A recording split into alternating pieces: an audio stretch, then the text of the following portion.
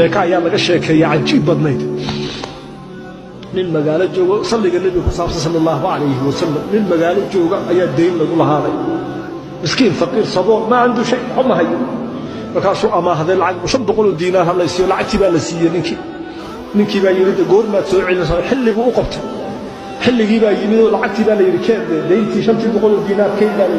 ma hayo yiri waxba ma hayo qaadigii baa la geeyay ninkii miskiinka saboolka qaadigii baa loo geeyay hay qaadi ninkana ma ka qaadatay ha xilligii waxba ma hayo alla xidhay ninkii miskiinkii deynta lagu lahaa baa yiri barri toolaan soo noqoniye maanta ubadkayga iyo islaantii han soo mac salaameeye dacwaha in maanta hal ay fursaxo ila in la xidhay lama ogeyn markaasuu qaadigii yiri maxaan kugu aaminaa inaad birtooda soo noqonayso wama ku xidhaya markaasuu yiri damaanati rasuulullaahi sallallahu alayhi wasallam ilaah baa nabiga idamiin buu qaadiga ahad mooda inay samhatu saalihiin inay qaadiga ku jirto askar rumaystay waayi buu iska tagay miskiinka islaantii buu u tagay wuxuu bari waan xidhana wixii yaraayay jeelka ii duuduuba intaana reerka ku sii wadwada saxan isku ogaana hadda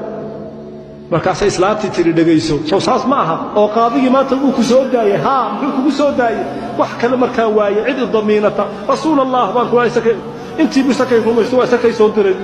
subhan islaantii fariideed maxay tiri hadiiba taa maanta lagu soo damiintay fadhiiso nabiga ha ku salliin ila saada fajr la idaamay fadhiiso hadda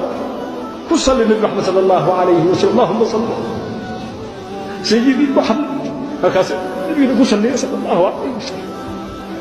saadi fajr ka horbu urda qabato iska seexday riwaayad waxay leedahay sheekadu nabi muhammad ku riyooday nabi sallallahu alayhi wa sallam aroorta u tag u yiri ninka bari saabka magaalada ka ah iga bixida deyntii 500 diinaar haduu ku weydiiyo maxaa ku calaamada waxaad ku tiraahdaa buu yiri adiguba nabiga waad ku sallidaa in badan sallallahu alayhi wa sallam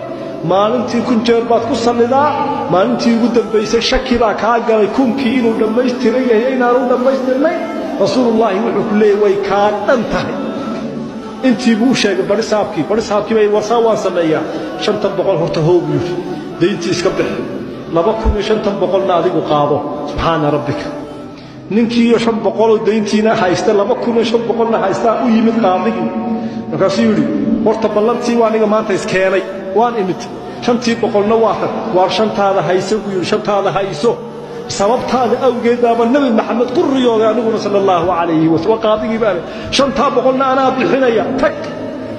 kii deynta kula haayo cararaya yimid markaasuu war ninkii aaway deynta kula haa ninkii deynta kula haa aaway war waa kan markaasuu war 500 waan ka saamaxay sababtaada nabi maxamed ugu riyooday sallallahu alayhi wa sallam waa ku daayay ninkii isagoo baasha allah oo la xirin wax weyna aan goosay nabi maxamed ku sallallahu alayhi wa sallam الصلاة على رسول الله